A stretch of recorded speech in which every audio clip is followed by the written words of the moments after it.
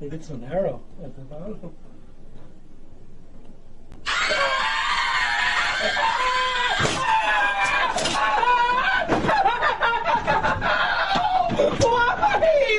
Why would you do that?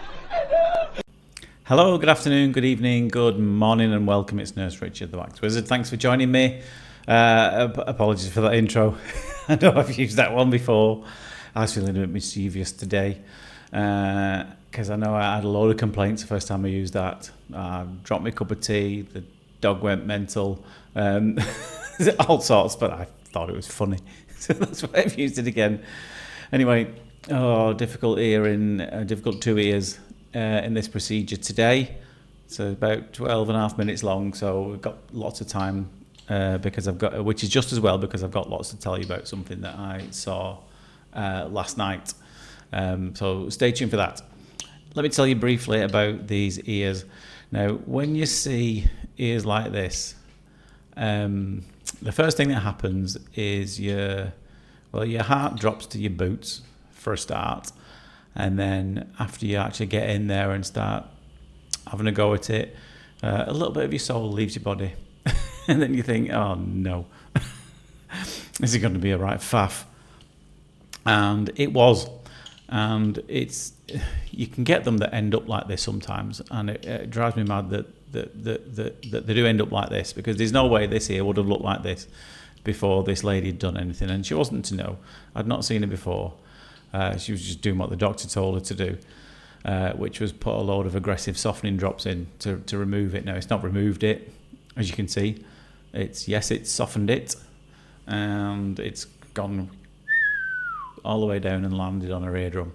And I think she's used it on 2 occasions. So the first time it would have softened it, it had dropped all the way down and then solidified and gone crusty all around the outside and then fallen on the eardrum, as you see. And then obviously her hearing's not got better, so I think she's tried again to use it again, and then it's just gone mushy. And I've already tried peeling around the edges there to see if it will peel down and pull the whole thing out. Gave up on that quickly, so I thought, well, I'll just touch up against the piece that's on the eardrum. And when I touched it, I knew I was in for trouble, because it's the kind of consistency that's like it's a bit like butter that's been in the fridge a bit too long, or mashed potatoes. It's just not a nice consistency, because it doesn't all stay formed. The only bit that comes is the little bit that you touch. Now, I did think while I was, and this was my plan, if I could just get a lift at the bottom there, which I think I'm just about to do, it might all stay in one piece and then come up. There you go. It's right on cue. It's like I'd planned it, isn't it? I haven't. As soon as I got that lift, I thought, oh, brilliant, it's all going to come. No, it didn't. It wasn't my day. Incidentally, it's not my day at all today. Lots of things keep going wrong. And that's probably why. It might well be because of what I went to last night. First of all, let me tell you a few things that's gone wrong. My car's still in the garage. It's in the knacker's yard. I still don't know what's wrong with it, so I've had to walk. It rained, I got wet. And then when I got here, I don't know if you can hear it on the microphone. Every 10 seconds or so, you might hear a. It's water. We've had a leak. It's absolutely bucketing down, and the window next to me here, which I know you can't see, it's leaking. And so I've got a towel on the windowsill, and also and there's a jug collecting. There's about 20 mils in it so far. I've had to empty that about every 20 minutes.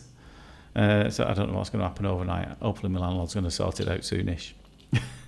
So yeah, those are 2 things that have gone wrong. What else has gone wrong? Yeah, I've already recorded this video once, and I was just about to get to the end. I never do 2 takes. If it goes wrong during the procedure, during the video it goes wrong. This is the second time I've done it, because I was about 30 seconds away from finishing this recording, and I got a little notification up on the camera that said storage full. It just stopped. So instead of trying to think what I talked about, I thought, it's just, because I don't plan what I'm going to talk about, it just happens, to be honest. So I just had to do the whole thing, doing the whole thing again, which I don't mind, because I've got time. The next patient's not due in for another 15 minutes, so we're okay for now. Did have to irrigate this one. I think I'm just about to do that now. There you go, perfect timing again. Maybe it's a good job I did this 2 times, because I didn't get that timing right the first time I recorded it. And I've irrigated it because you'll see why. It just comes out so quickly because this thing is mush. It was never going to come out easily with the suction. Bit of a blurry image, but you will see it shoot towards us at some point quite shortly. Right, now here's why I think things are going wrong today. Because last night I went to see Darren Brown, not Darren, Derren. Now, I'm sure many of you will have heard of him. And I've seen him before, but we went to see his latest show last night. Can't tell you too much about that, because he's asked everybody not to, because if there's anyone coming, you don't want any spoilers. But I'll be honest, I wouldn't be able to tell you much anyway, because I don't really fully understand what's happened, what he's done. I don't know how to explain him. He describes himself as a psychological illusionist, or I know I've heard him described as a mentalist, which I don't particularly like the use of that word in that situation. Look, they say it nice and clear now. I'm going to move on to the second ear. The Mentalist reminds me of that film. What was it? Where those bunch of magicians. I think Woody Harrelson played one of them. Is it Now You See Me? Something like that. Great film anyway. Watch it. Second area, which we did manage to get out with suction. Anyway, so we went to see him last night, and I don't really know what happened. I just know I was really impressed and thinking, how have you done that? I know. We know that he does a lot of his stuff through misdirection and the power of suggestion. He's also incredibly good at reading body language and fine motor movements. You'd have a lot of trouble if you're trying to tell him a lie, because he'd suss you out straight away. But it's really, unless you go and check out some of his shows, I know there's loads of them out there, and they're all very impressive. And a lot of them, you might be able to figure out how he's done it, but a lot of the time, it's just really impressive psychological management of people, and it was bizarre. And last night he did this thing. Some of the hypnotism is involved in some of it, and last night he almost hypnotized half the crowd. Now, I wasn't one of them, although there is another story that I'm going to hopefully have time to tell you about the time I saw him previous to that, because I'm a bit of a skeptic. I believe it, although there is a bit of science in this. But the power of suggestion, and obviously there's these big screens behind him. Sometimes they play weird noises or sudden bangs. It's like this noise that sounds like tinnitus. And then these weird images, and obviously it suggests lots of things over and over again, which you don't realise is happening at the time. And then it makes you more suggestible to something. And then there was one point where he said, right, because he did this thing with water diviners. Do you know, with the little rods that you hold and then they point them in like that? And so he tried to turn everybody into a water diviner. He said, stick your hand out like that, and that's where the water pipe is over there. So if you just feel yourself moving towards where the locust where the nearest water pipe is, then your arm will start moving that way. And then I was looking at everyone around me; they're all going like this, and I'm just standing here going, no. Not working on me. It's not working on me. And then he said, right, if you feel your feet start moving and you feel like you want to go over there and you won't have any control over it, you will be pulled towards this point. And then there's loads of people who were just like, they were walking like zombies across out of where they were sitting and across the stage, across the front of the stage to all this one area, and like they got their arms stuck to the wall. I'm like, this is really weird, this. And a few of them, you could see them when they were walking like zombies. You just like, sleep, and down on the floor, off they go. And those are clearly the most suggestible people. But I couldn't tell you much about the show, but I do remember that the time we saw him last, which was a couple of years ago, I missed out about 2 minutes of my life. And I can't remember what that show's called.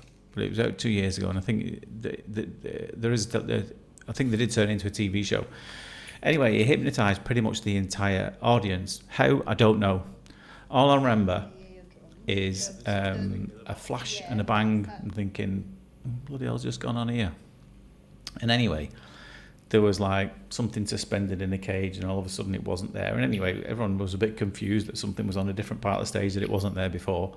Anyway, it turns out that, yeah, he'd hypnotised pretty much the entire crowd. And they were like, no, I don't believe you. But they were recording it at the same time. And so they played back what happened. And there's no way that could not have happened, because it was like a recording of the previous 10 minutes, and then this 1 minute had just disappeared out of everybody's life. And it was the strangest thing ever. So, although call me a bit of a skeptic, he definitely put me under for that 1 minute. And this show was in Blackpool. Now, I previously have lost sections of my life in Blackpool, but that's another story. It's a bit like a party town, Blackpool, if you've never been there before. So I have lost a few hours in Blackpool before. But he did say that you might feel a bit odd afterwards. You'll return back to normal. And just my wife for the next few days, she just kept forgetting things. And that's really not like her at all. She's back to normal now, I think, because this was a couple of years ago. But I couldn't really tell you too much about last night, because it's an head scratcher is what it was a lot of the time, I'm thinking. Because I like to try and work things out. How's he done that? How's that happened there? And you can often figure it out. But because it's not magic, it's done with the psychological stuff, with the power of suggestion and the mind. You often just go say, well, do you know what? I have no idea how you've just done that. And just be impressed by it. So if you've never seen him, go and check him out. And maybe that's why everything's been starting to go wrong for me today. So Darren, it's all your fault if you watch him. And I don't mind giving away a little bit of your show now, even though you told us not to. Because I think you've made everything go wrong in clinic today. But hey ho, what can you do? But yeah, go and check him out. And I know I've not told you much about this here. I think I stopped shortly after this because I think this lady had enough. And as you could see, it was a fairly substantial chunk. So a little bit of a backwards peel here. And I think at this point I said, you know what? I think enough's enough. We can see all your eardrum there. That's the main thing. And she was a happy camper. And that's always the main thing. Anyway, hope you enjoyed that. Hopefully things will be back to normal tomorrow, unless I'm under 3 feet of water when I turn up tomorrow. Hopefully not. But anyway, for now, take care of yourself, and I'll see you soon. Ta-da.